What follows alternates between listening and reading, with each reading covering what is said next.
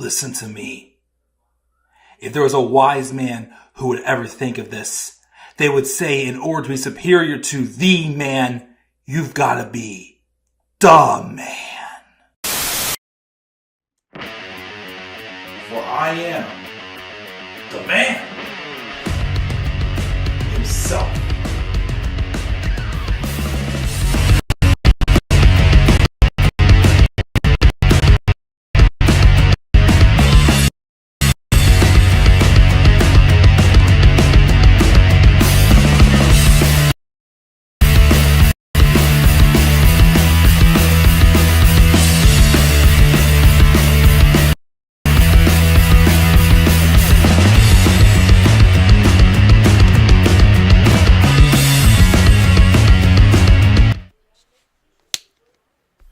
What is going on, guys? And I do not have a pop can in my hand, but instead I have a water bottle. That's why I heard a little click whenever I tried to open it up. Take a quick sip of water, and we're going to get started and kick off a new year, a new generation. Well, a new era. Baby starts crying. But we are here, guys. What is going on? How you guys all doing on this Tuesday evening? This is the Club of the Man 1993, and I am here, not just recording, but I'm here for the first time in 2025,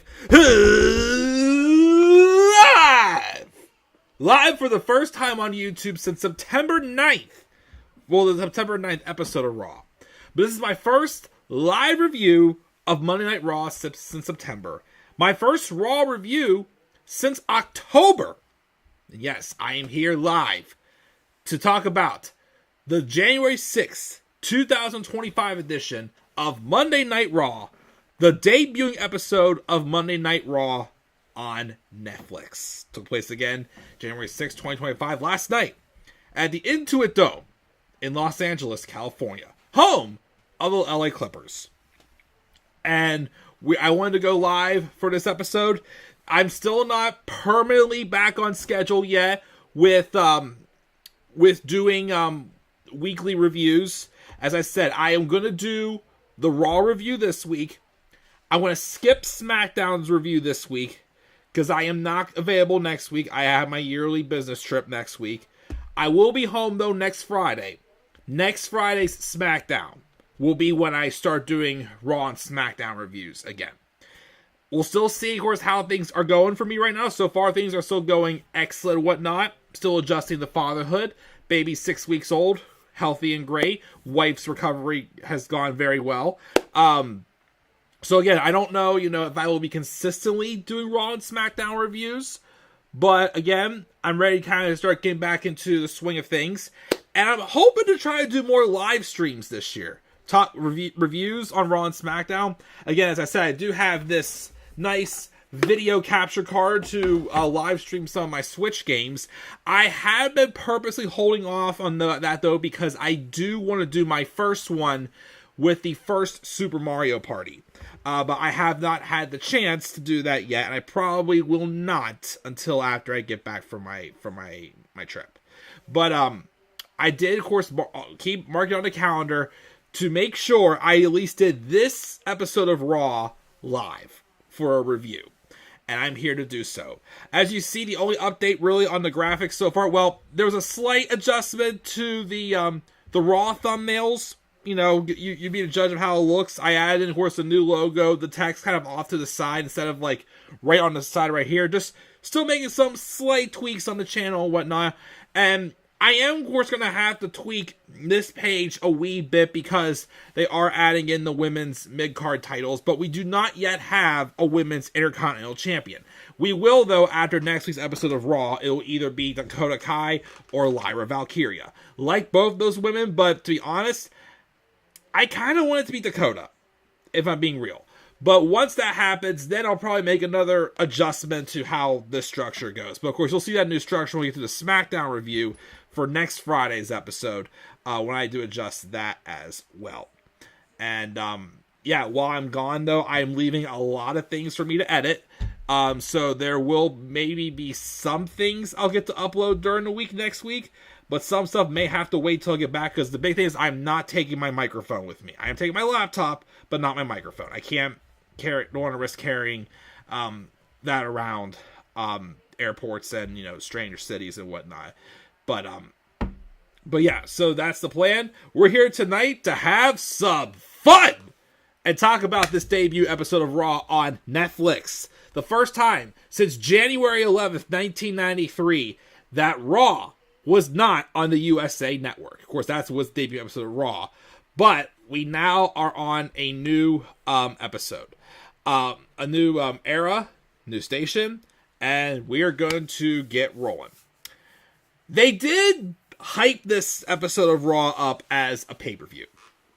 I will say the atmosphere, the production, the big venue, the stage. I love the stage setup. I wish we could have a stage setup like that all the time. Having fans above the ramp, I thought was pretty cool.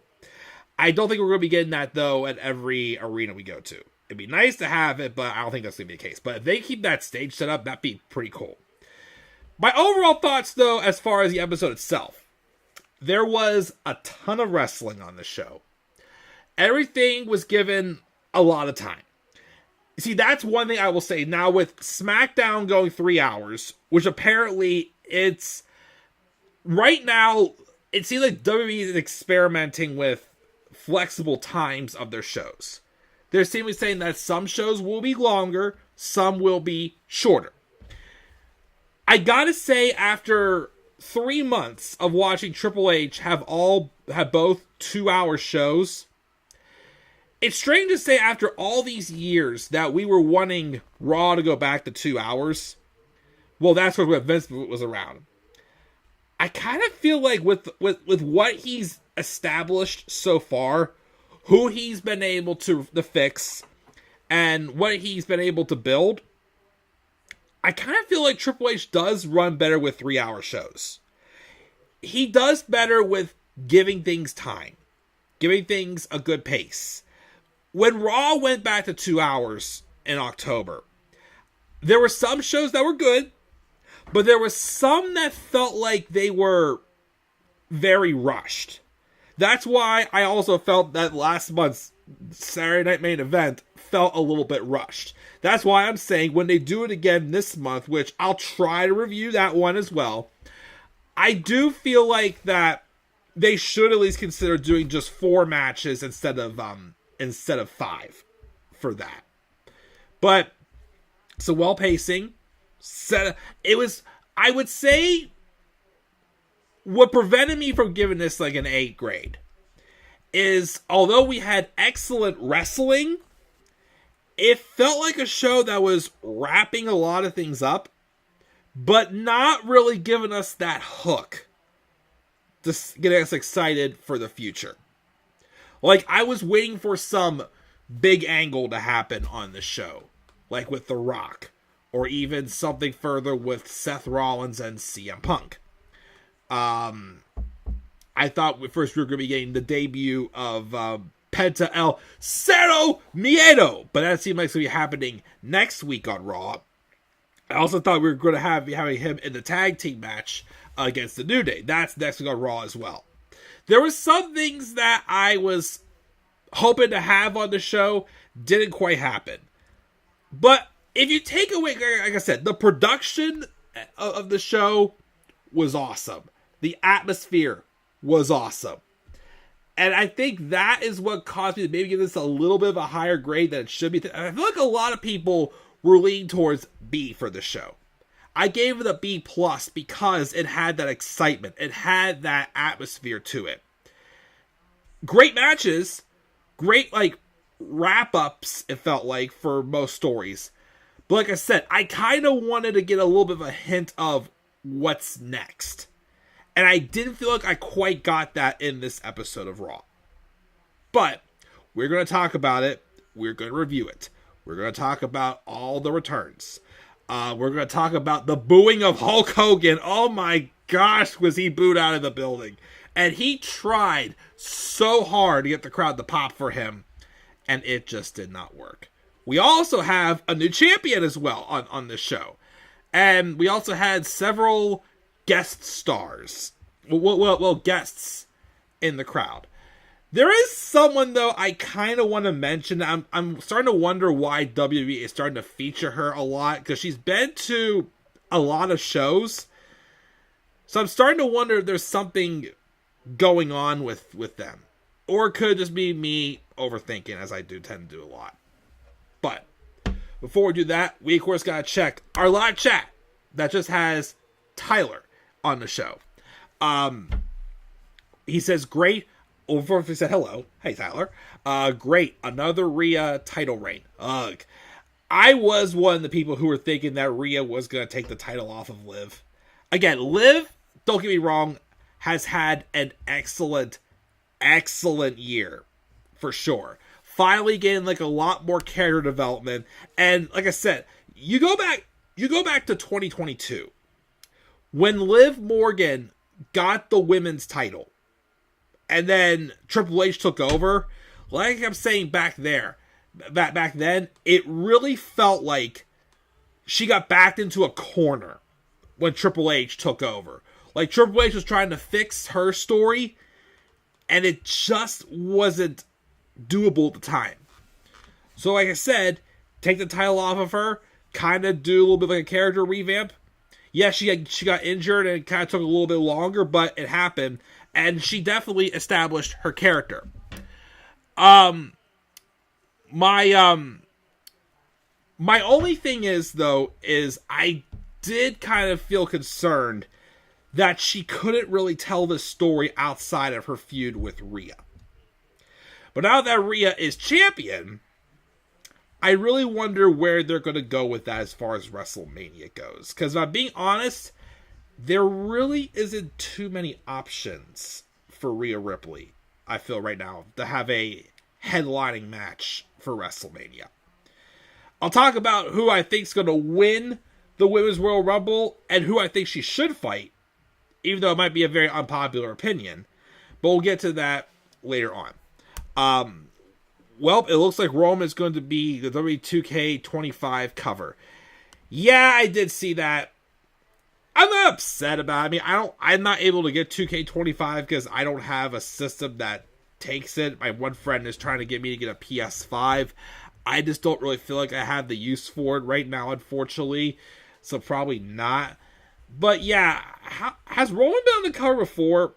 Like, maybe give someone else a chance, maybe, but whatever. It's not like they're putting Jinder Mahal on well, he's not on the cover anymore, but someone who I don't know who I could diss on that I would hate putting on the cover right now. But yeah, I'm not sure how I feel about Roman being the one selected, but it is what it is. I've also got Mark join us. What's up, Mark? Thank you for joining us. Of course, guys, always before I get started, because I did try for the first time in a while live tweeting. I do feel like since I did like delete my social media accounts and started over last summer, I do feel like that it really kind of set me back with my production on social media. So if you guys haven't done so, please make sure to follow me on Twitter at the Club of the Man 93.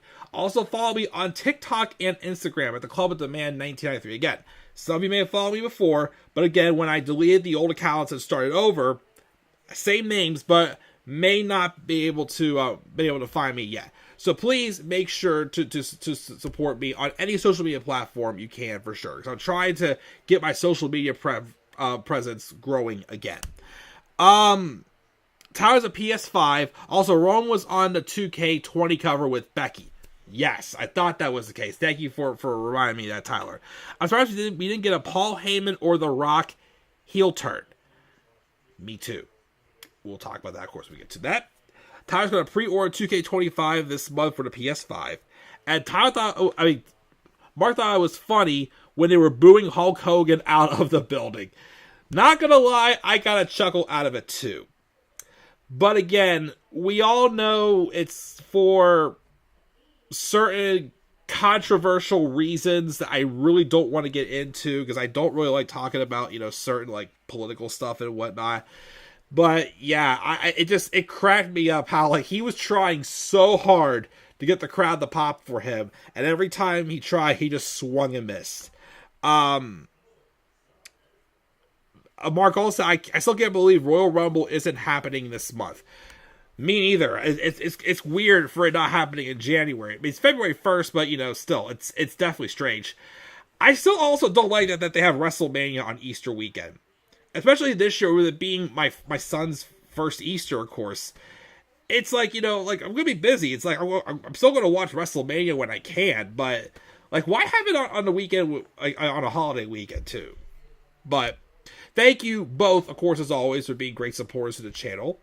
And again, as I said before, make sure you follow me on any of my social media accounts if you have not done so already. Again, I know, like Mark, I've been trying to find you on Twitter again, but I have not been able to locate your Twitter. So if you wouldn't mind following me again, buddy, that'd be excellent.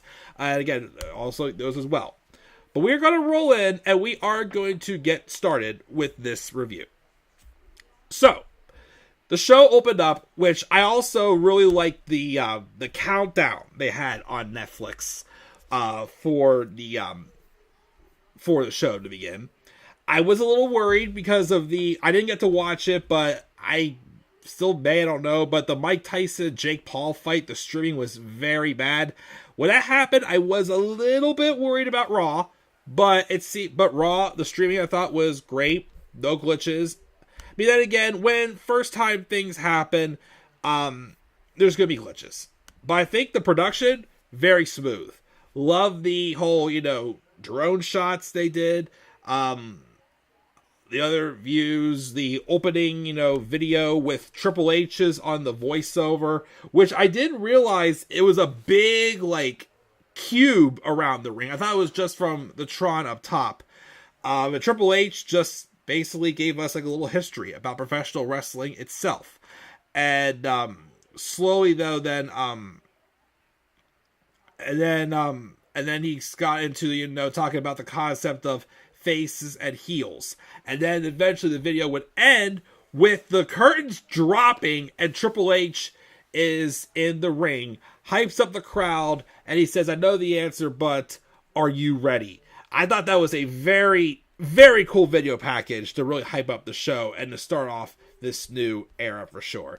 And then the lights went out. The lights were going out quite a bit this night. And every time they went out, I'm like, oh boy, what's happening now? What's happening now? Tons of suspense.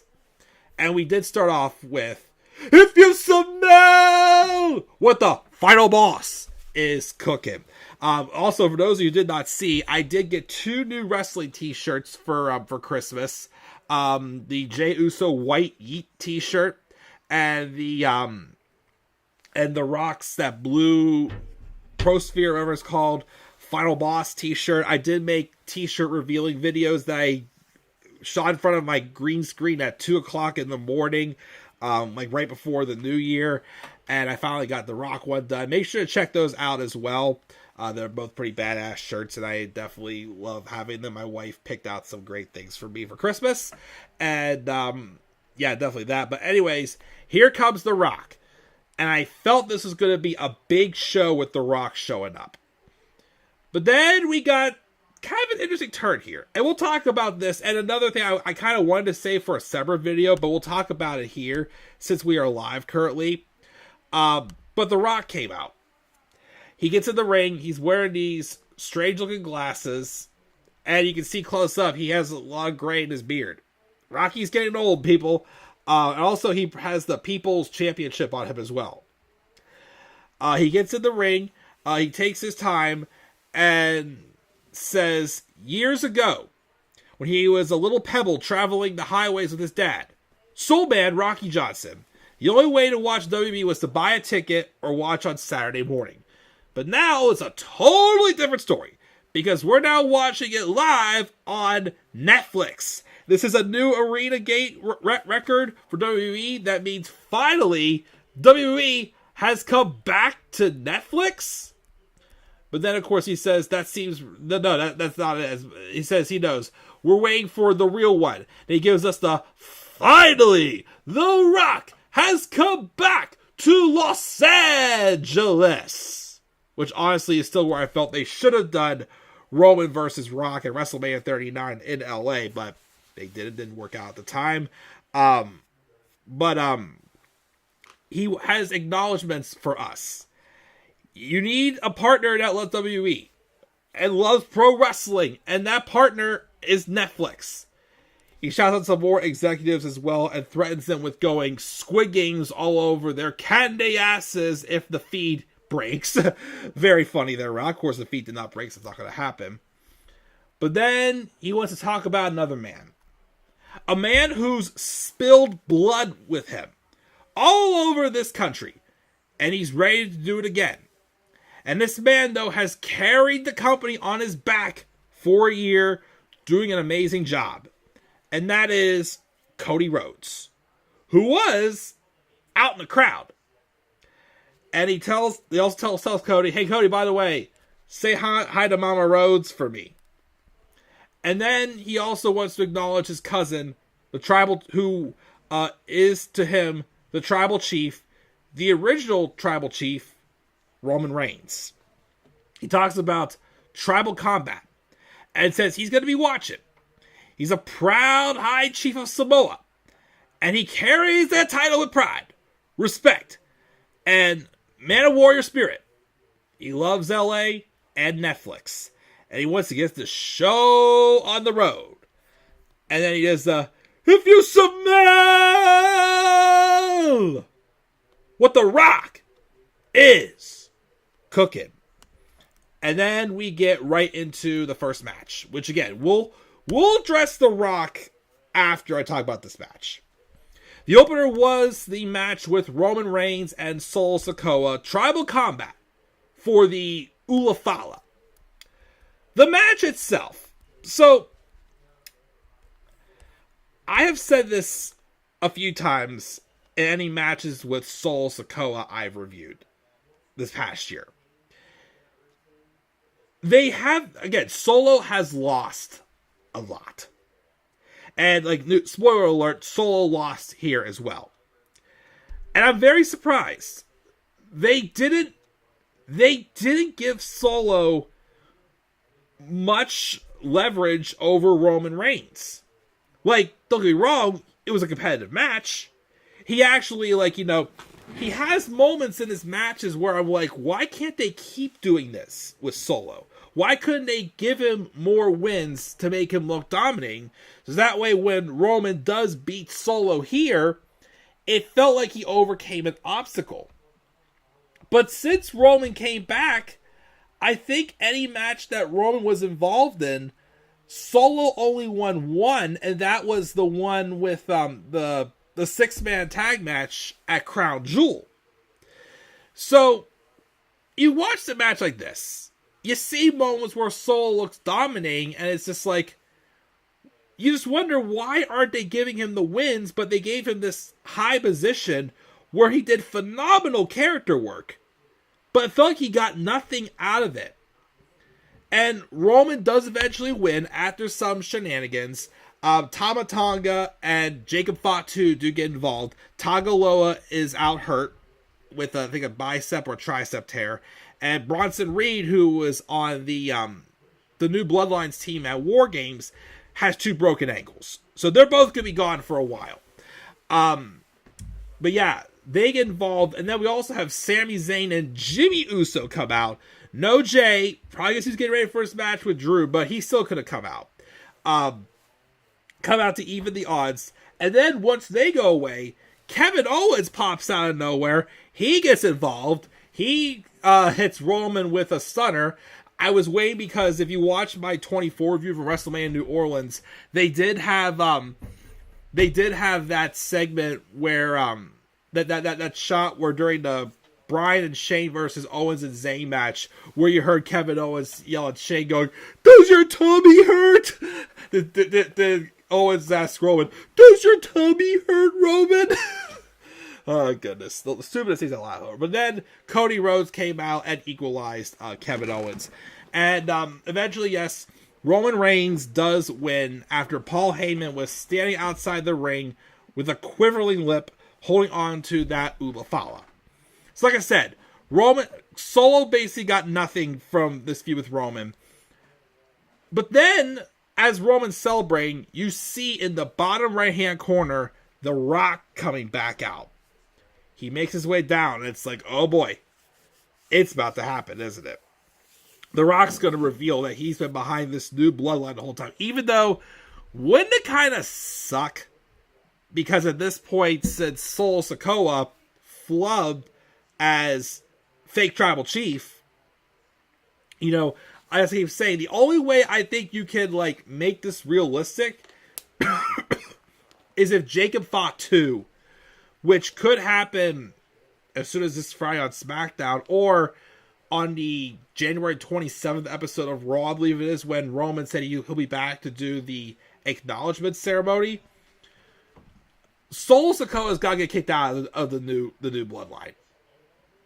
I feel like that's, you know, the direction they have to go at this point. Because, like I said, he's kind of gained nothing since he started this new bloodline. He's lost almost all the matches. So he's no threat. And then it bothers me also that they were saying for a while they were afraid to bring in Jacob Fatu because they thought he would be a bigger star than Solo. Why didn't you try a little bit harder with Solo? I don't get why there was some big matches that Solo should have won. I think he should have won War Games. And I also think he should have won that tag match Roman and Cody had against him and Jacob at Bad Blood. That's when it should have happened. But anyways, The Rock comes out.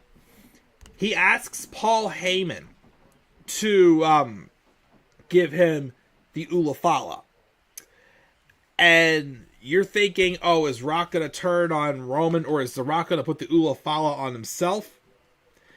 Instead, The Rock, though, does put the Fala on Roman, puts out his hand, and they shake like they did at the, when they clutched hands together at the WrestleMania kickoff show, kickoff conference, whatever you want to call it, when The Rock turned heel last year. And he didn't attack Roman. Him and Heyman escorted the one and only OTC out of the ring. And yeah, The Rock did not turn on Roman. I'm actually very shocked. They then also announced that The Rock is going to be at NXT tonight, which I'll maybe try to catch the highlights for that. I already did. Which if you watch NXT and don't want spoilers, mute myself for a second. But apparently I did see that Julia did dethrone Roxanne Perez to start off the show. So that does definitely mean that Roxanne Perez is on her way up soon. But let's talk about The Rock for a second. So, Rock was full on babyface on Raw last night. He seemingly squashed his beef with Cody Rhodes. So I'm guessing they're not having a match now at all. And he also didn't turn on Roman Reigns. Which makes me wonder, are we still doing Rock and Roman at WrestleMania this year? I still think, yes, we need to do that. But I also, I want to make a separate video on this, but I'm going to talk about it here. A couple days ago on Twitter, I read a rumor. And like I said, take it with a grain of salt.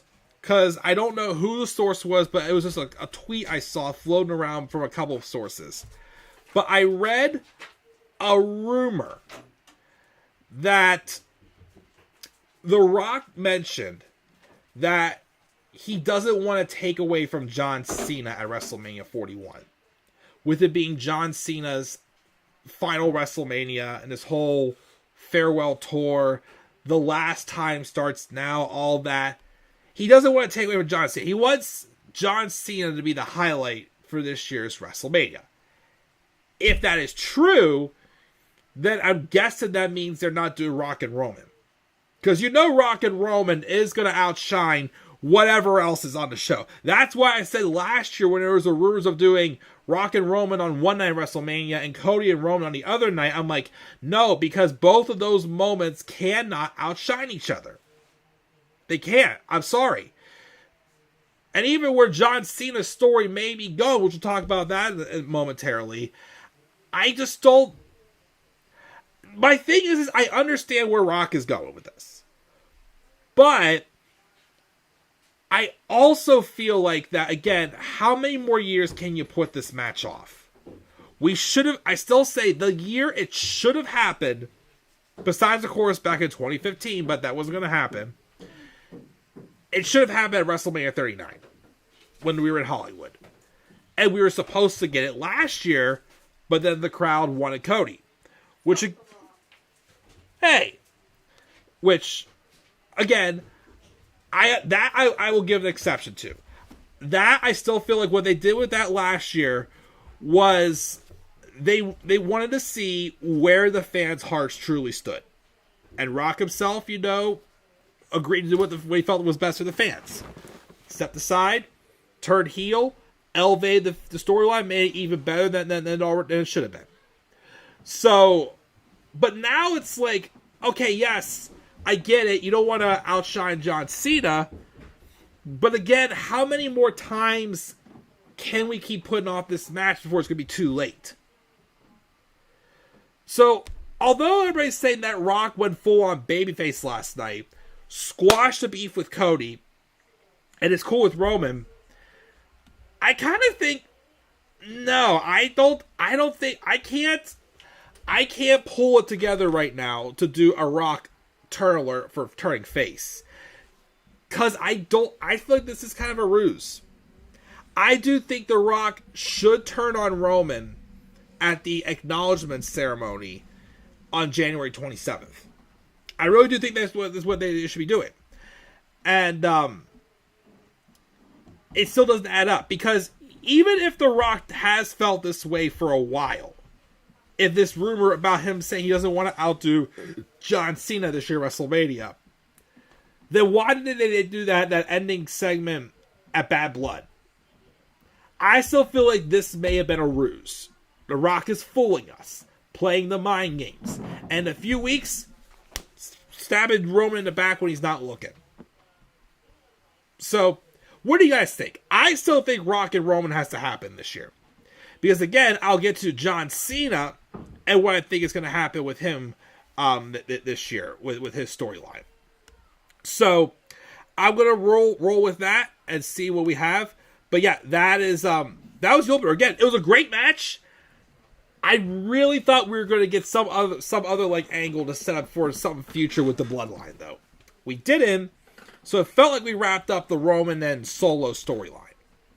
So we'll see where that goes for everyone down the line. We then get a hype reel announcing that the 2026 Rumble is going to be in Saudi Arabia. I'm not the biggest fan of that. We all know I'm not really the biggest fan of the Saudi Arabia shows. They're just blood money, but Triple H is in charge now. There's a little more effort put in them, but I still don't think they're that great. So whatever, it's still the Royal Rumble. We'll see how it goes. Please don't give Saudi Arabia the WrestleMania, though. I don't think it will succeed as a WrestleMania. But we have a few more years, I think, under that contract. We could get it maybe in 2027 or 2028. Who knows? But I'm hoping it doesn't happen that way. So there's that. They started showing some people in the crowd. I think the first people they showed were like Gabriel Iglesias, Ashton Kutcher, who plays Kelso in That 70s Show. I got into that show last year. Michael Chi from Saturday Night Live and Whale. We also see some superstars in the crowd like LA Knight, Rey Mysterio, the War Raiders, and a few others as well. We did see people, other like superstars, like they do listen later on in the notes, so I will hold off on the rest of the ones then. So we see some then. So then we have John Cena come out, making his entrance, and we're officially on the John Cena Farewell Tour. So Cena comes out, and of course he does the usual thing, hyping up the show, hyping up the crowd. It says you can't understand it all until you're in the middle of it. LA shows up and notes this is the first time Raw has been broadcasted simultaneously throughout the world. He's learned we're very smart. The audience is even larger. Now there's electricity felt all around the world. And he thanks Netflix for allowing this experience for Monday Night Raw. He starts talking about this being the last time in his ring, full jorts, and about its history in LA. He mentions that in the Indies here in Southern California was where the Prototype was found. That was his indie name, I believe it was. He talks about winning his first world title here in LA. And for one last time in a city where dreams made, he wants to humbly stand before us and say, thank you. It's about making moments. And there's a lot of noise in here and a lot of noise outside. Expert guessing who he's going to fight at WrestleMania. Who will be his last match when we get to December, which will be here before you know it. Don't rush time, please don't. He mentioned people like Drew McIntyre.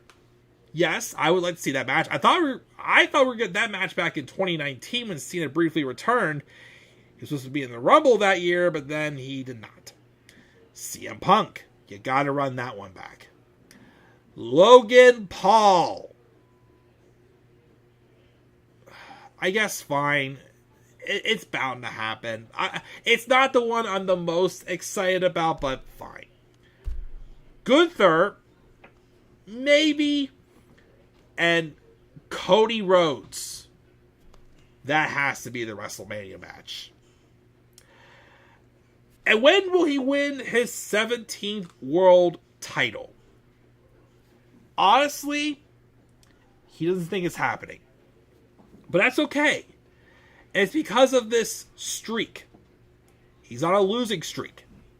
As of yesterday, it has been 2,446 days since he last won a singles match. What that match was, I cannot remember off the top of my head, but yes, it's been since 2018 that John Cena has won a singles match. But he's at peace with this. And that's why he's doing this retirement tour. Because his time is up. And their time is now. We are going to have some fun, don't get him wrong. It's going to be an excellent year. But he says, but the 17th world title win, it's not happening. But then again, we are in the WWE. Never say never. The only time where we say never is when we never give up. And he says, but him getting that championship is going to be a miracle. He's got a better chance of winning an Oscar. And he can't just waltz into the main event. He's got to win Money in the Bank, or the Chamber, or maybe even the Royal Rumble. And he goes, wait a minute. Maybe I can get there by winning the Royal Rumble. And it's a long shot. You can't win the lottery if you don't play. So he officially announced himself into the Royal Rumble, and he's going to win the Royal Rumble. So John Cena is the first to officially announce himself into the Royal Rumble match for the men. As we expected. So let's talk about John Cena here. So back in July, I think it was, when Money in the Bank was, when John Cena first announced he was going to be retiring after 2025. I said I wanted to pull a Cody Rhodes and make a list of things I want to see from John Cena in his farewell tour. I never got to make that list. I did not. I got super busy. I never got around to it. But here's the thing I don't want. I don't want it to be just like a nostalgia act John Cena, where we get the same old, never give up, hustle, loyalty, respect, rah, just like always hype up the crowd, like the same old Cena that we used to hate years ago. I don't want that. I want him to win that world title for the 17th time. He deserves it, no doubt about it. There's got to be a story behind it, though. And I'm seeing a story. I'm seeing him plant the seeds. And I know some people have mentioned it. So I'm not taking full credit for this idea. But, so they keep John Cena, every time he's been back, he keeps mentioning this whole thing about, I haven't won a singles match since 2018. I haven't won a singles match since 2018. Him and his time running up, this idea of him winning that 17th world title should get into his head. Should, make him realize that maybe he wants it more than he thought he did. So that's why a lot of people want him to win the Royal Rumble. I still think Cena's a favorite to win the Royal Rumble. And although I don't know who I would have win the Royal Rumble for the men, but if I'm being honest, if they really want to play into the storyline of John Cena getting more desperate, realizing that his chances are getting slimmer and slimmer, I kind of feel he shouldn't win the Rumble. I think he should come close to winning the Rumble, but I think he should come up short. Be the runner-up. Be the last person thrown out. He just misses. And he has to go through Chamber. Because they're hyping up as if Cena's going to be in Chamber. Now, unless they want to do a thing where Cena does win the Rumble, but he wants to go through the Chamber to prove himself that it wasn't a fluke by, winning other matches, then maybe, but do we kind of want John Cena to blow through the whole roster, though, like that? So, that's why I'm thinking, maybe have Cena lose the Chamber. Cena lose at Rumble. Go to Chamber. And, because I think no matter what happens, Cena has to be in a world title match at Mania. And I still think the person he should fight is Cody. Him and Gunther would be fine. A different first time match. But the match that's bigger is him and Cody. And I feel like you can really start to dig into Cena, realizing the doors closing more and more. And that desperation comes over. And maybe either John Cena cheats to win the title at Mania, or he loses at WrestleMania and turns heel. And then eventually he dethrones Cody Rhodes. That's the way they could go with it. And then have a heel run from him, and then whoever he drops it to before the end of the year, that's that. I do wonder, though, if they will give him a shot, though, at the Intercontinental title, because that's also a title that Cena's never won. Cena's technically not a Grand Slam champion, so will they accomplish that for him as well? I don't know. But that's the premise of the story. I think they should go with John Cena in his farewell tour. And give us what we've been asking for years that we thought would never happen. Give him a heel run. And I think that, again, like I said, they're constantly mentioning that Cena hasn't won a singles match since 2018. Have him come up short of just missing that opportunity a couple times, and then have him turn heel out of desperation of knowing that, hey, maybe I want this more than I thought, and by the window of me getting opportunities getting smaller and smaller and smaller and smaller. Just a thought. But I still think the match to do at WrestleMania, either way, is him and Cody. That's the match they need to do at WrestleMania between the two of them. I don't think him and Gunther is as big as Cena and Cody. But we'll wait and see what happens. But that's what I think they should do. They have a hype reel for Logan Paul, who's getting ready to come back and claim he's going to be a full-time superstar. We'll see if that happens. We got this. And then we also have Judgment Day come out to get ready for the women's World Championship match with Liv Morgan and Rhea Ripley. We then saw some more people in the crowd. We saw Seth Green, my boy Macaulay Culkin, who of course is best known for his roles in Home Alone 1 and 2. Just watched both of those this past Christmas. I must ask though, Kevin, you're having some more of your very own cheese pizza. I watched that double feature on Christmas when it showed the first 2 Home Alones, and I couldn't get that image of the bellhop opening that cheese pizza out of my head. So much so that the next day my wife and I had that pizza because I couldn't get it out of my head. Although asking if you want to have pizza is never a stupid question in this house. But they showed him. They showed O'Shea Jackson Jr. and Daniel Fishel. And then they also showed superstars like Bianca Belair, Naomi, X-Pac, and our current United States champion, Shinsuke Nakamura as well. Then we had Liv Morgan versus Rhea Ripley for the Women's World Championship. Match was fine. Surprised to see Liv Morgan kick out of the Riptide, though. And then, of course, we had some other people trying to get involved in the match, like Dominic tried to get involved, Raquel got involved, but Rhea got them out of the way. And then eventually Rhea does win after Liv's trying to do some of the Three Amigos. But then Rhea finally stopped her from doing the Oblivion go, not today, honey. I think she even gave her a kiss on the forehead or something like that.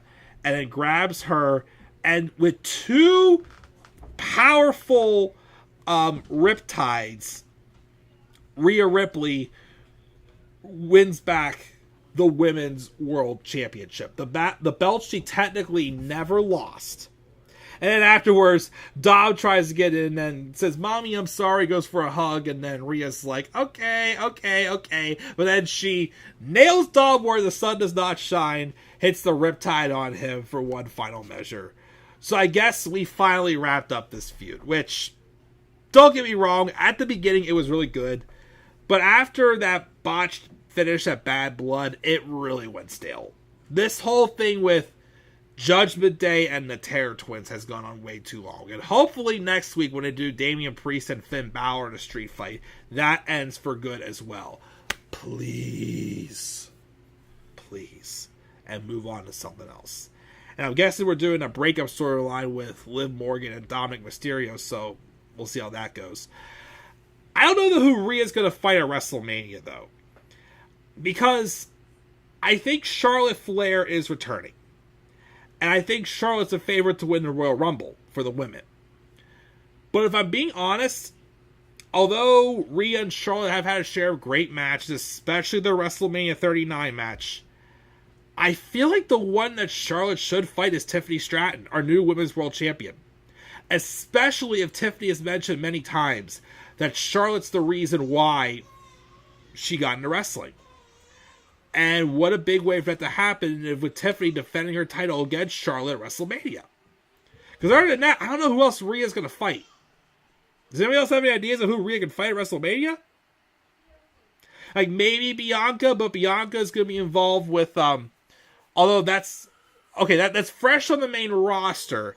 But I know like Bianca getting a headline match at Mania isn't fresh either, in the idea. So I don't know. It's even Io and Rhea doesn't feel it either. So we'll have to wait and see where they go with it. Like I said, if they do Rhea and Charlotte again, fine. But I mean, it is their WrestleMania rubber match. But I still feel Charlotte should fight Tiffany. If I'm being 100% honest, I feel they should have Charlotte fight Tiffany. But we'll see where it goes. Afterwards, though, Rhea was celebrating on the ring. And we hear a gong.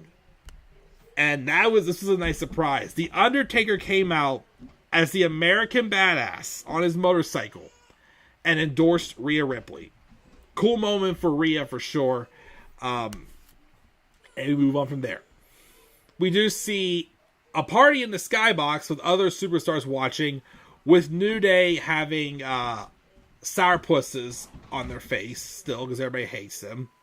Adam Pearce is backstage chatting with Bayley, probably about maybe working out a deal to get her over to Raw. We will see, but she walks away because he's interrupted by Chad Gable and the rest of American Made. And he talks himself about how he destroyed Otis and the Alpha Academy last week. And he pledges to win a singles title in 2025. And dispels any rumors that he has trouble with luchadors. So next week, he wants Adam Pearce to give him the best luchador he can. And Pearce is like, I sure can. I'll go make a phone call. It's very obvious that luchador is indeed going to be Penta El Zero Miedo, making his WWE debut next week. I thought they were going to do it this week on Raw, but I heard they pushed it back to next week. So that's happening next week, I'm pretty sure. They didn't say it for sure, but I'm pretty sure it's very obvious it's happening next week. We then, of course, see the video of The Rock leaving the arena, shaking Paul Heyman's hand and Roman Reigns' hand, but he also cold-shouldered Triple H after their embrace, and then he also mentioned that he is going to be at NXT tomorrow night.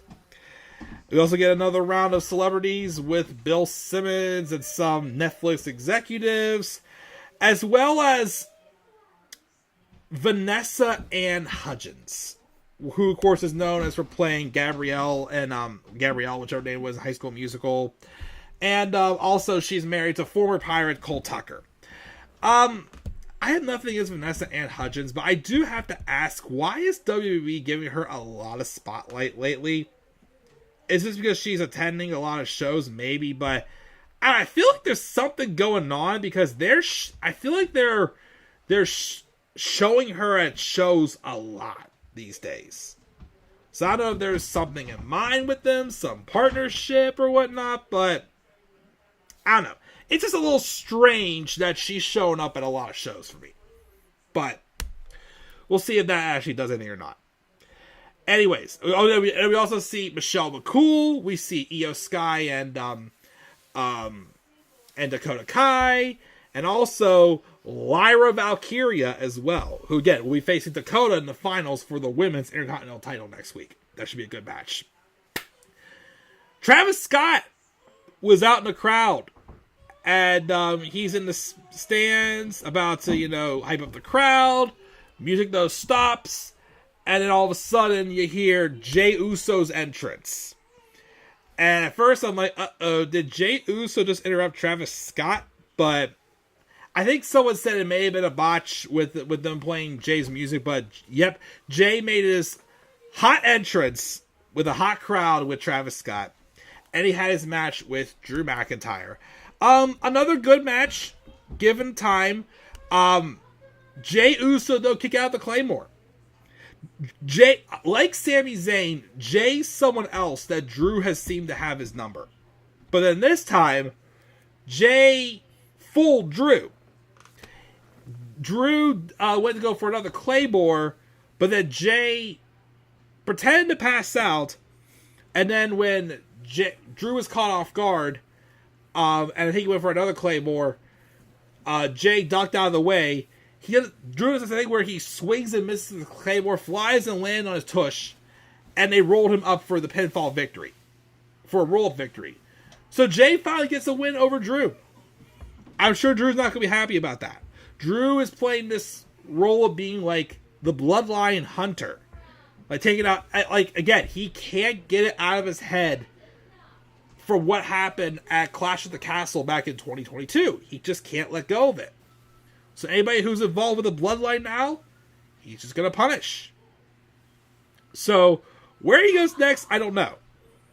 What that leads to for Mania, I'm still hoping, though, this rumored stable of him, Kevin Owens, and Seth Rollins, though, does happen.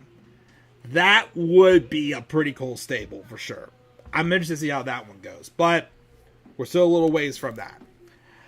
We also get a hype reel from Gunther. Does anybody besides me feel like Gunther's kind of cooled off?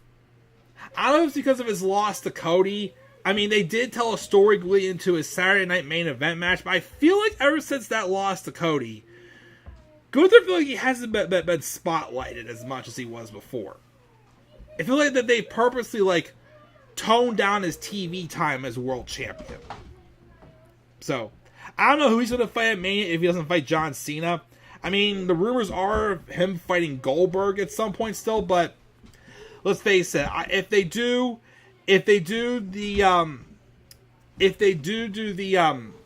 have not have Cena win the Rumble, then I don't want Goldberg winning the Rumble either. I'm sorry, I don't want that to happen. Like, if they want to do Gunther and Goldberg at Chamber, okay, but I don't want Goldberg winning the Royal Rumble. Honestly, again, I would rather have John Cena win the Rumble than than Goldberg win the Rumble. Because I'm trying to think, who else could Gunther face? Like, if he was able to wrestle, definitely Brock. But Brock's not gonna be available. I don't know. Who do you have Gunther fight at Mania? We'll see what happens there. But I do hope he kind of gets back on track. Because I do feel like since his loss at Crown Jewel, he's kind of cooled off a bit. So, we'll see what happens. Gabriel Iglesias has a segment with New Day and also Alpha Academy as well. They basically dissed on the New Day, saying New Day sucks and whatnot and all that jazz. We also see more celebrities in the crowd, like Stephen Amell, who's good friends with Cody Rhodes. We also see Braun Breaker, who's not holding his title. We see the new WWE Women's Champion, Tiffany Stratton, who also wasn't holding her title. And then we see, for the first time since it was announced that her and Brie had left WWE, Nikki Bella. Nikki Bella was there, but no Brie. I wonder if Brie wasn't allowed to be there because of her association with Bryan in NXT. I'm not sorry, in AEW. But, whatever to that one. But yeah, so we have that. And now, I'm sorry. I do have to crack up at this. But then we had Hulk Hogan come out. And California, being where they stand, respect to what their views are on things. Not going to get into that, whatnot. But obviously, because of that, Hulk Hogan is not welcomed in California. Hogan came out and was booed out of the building. He had Jimmy Hart with him. They're waving the American flag. And it wasn't working.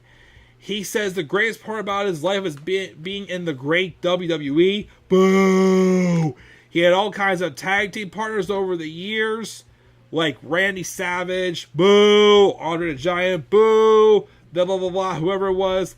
But the fans have been his greatest partner, boo! Because they stuck with him through thick and thin, boo!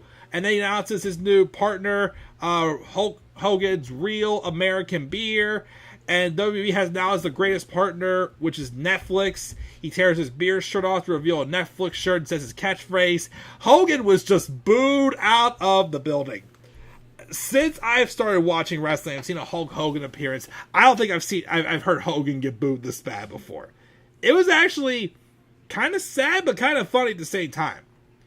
I mean, then again, I could definitely say Hulk has said some controversial things over the past 10 years or so.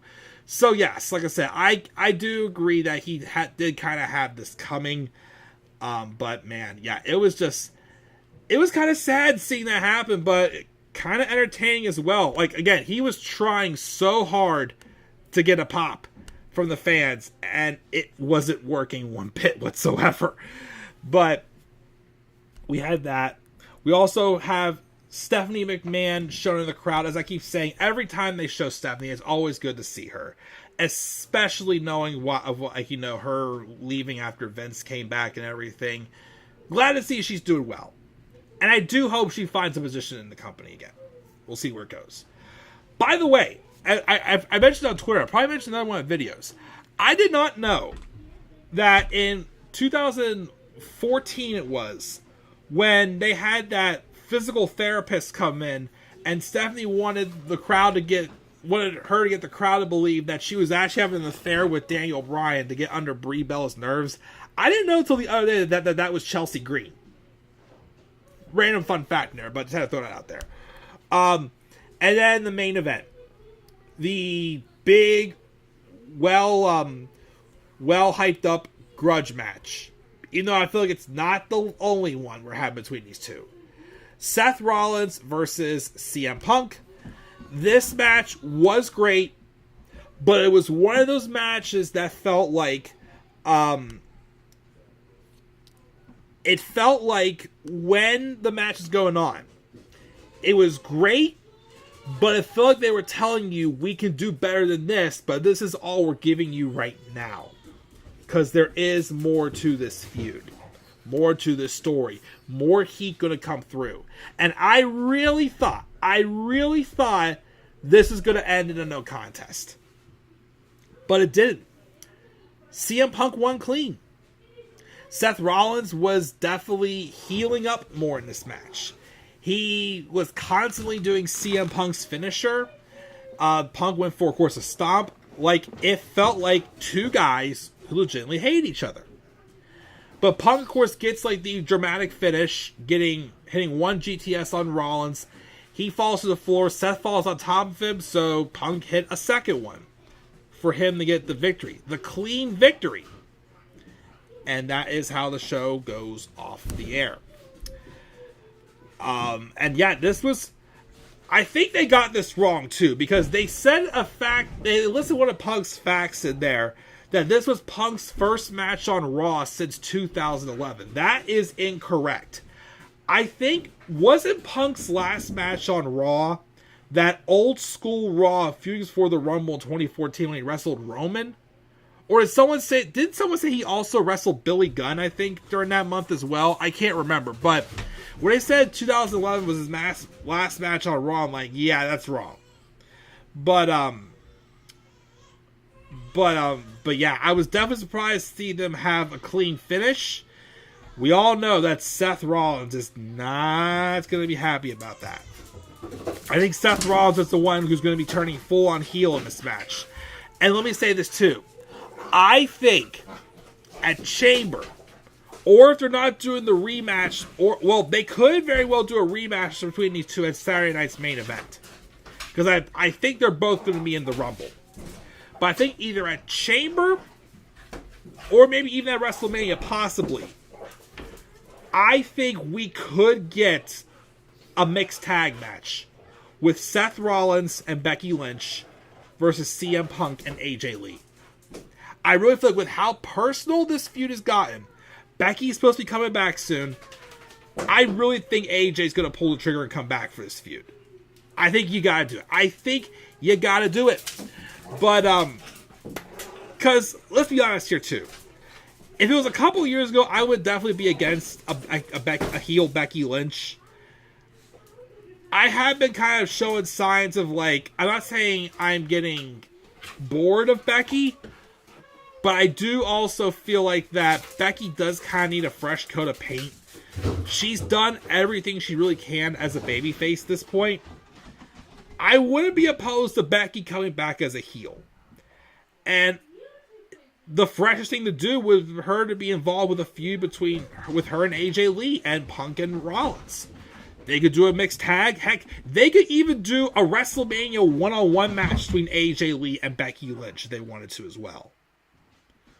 But I think the Rollins family, the Lopez family, Seth and Becky, they're the ones going heel here in the Punk and AJ feud. Well, Punk and Ape, as in real life, that's what Punk calls AJ Lee. Her real name April Mendez, and calls her Ape, which is kind of funny. But yeah, that does it, guys. That is my review of Raw. It was a little over 3 hours. It was rumored to be 3.5 hours this week, but it was maybe like 3 hours and 5 minutes. Kind of like how it was when they had the overrun back in the days. So I'm cool with it. As long as the pacing's fine, you let the stories play out, I'm cool with it. Like I said, a great show, great wrestling, great production. I just wish we would have gotten a little more of like a what's next thing, rather than a let's wrap this up feel. So because of that, I gave this show a B+. I gave Raw a B+. Let's check the live chat, see if you have any last minute thoughts, then we will get out of here. Make sure to leave your guys' grade in there as well. Looks like we had 61 views on this stream, so thank you for that, guys. I think we were here with Mark saying, I thought Rhea versus Liv was supposed to be last woman standing. I don't remember that being advertised, but I wouldn't have been opposed to it, but we'll see. It's funny that Cody was in the crowd and running to help Roman to get to Kevin. Yeah, he came through, he was in the crowd, but then he came out through the regular entrance ramp. I did think that was a little strange. I wonder Solo and the new Bloodline is going to do now that he no longer has the Fala. Like I said, Solo has to be kicked out of the new Bloodline, if I'm being honest. That's, I think, the best route for that group to go with. Punk's first match on Raw in 11 years, and Tyler thinks it was Billy Gunn. Okay, thank you for clarifying that. But that looks like it's it. And I think it's going to do it for this live review of Raw. Like I said, the next review of Raw or SmackDown will be for next Friday's episode of SmackDown. Me kind of modifying the graphic a little bit will be done by then as well for both Raw and SmackDown. And we again will roll from there. So guys, we talked about a lot in this live review of Raw. What were your thoughts on the show? What grade would you give it? How was the streaming for you for the first Raw on Netflix? What do you think about the possible plan for John Cena's farewell tour? Thoughts on The Rock as well? And anything else that happened on the show? Leave your guys' thoughts down in the comments section below. Be sure also, as always, to slap a like on the video and subscribe for more content to come on my channel. Follow me on Twitter as well at the Club of the Man 93. You may also follow me on TikTok and on Instagram at the Club of the Man 1993. Hopefully I get a few more pieces of content out this week. Maybe a few will get uploaded next week while I'm away. But when I get back, hopefully things start to get a little normal on the channel again here soon. So thank you guys as always for stopping by and for having some fun. I'm checking out. I'll catch you all later. Have a great rest of your night. And do not forget, in order to be superior to the man, you gotta be the man. And for I am the man himself.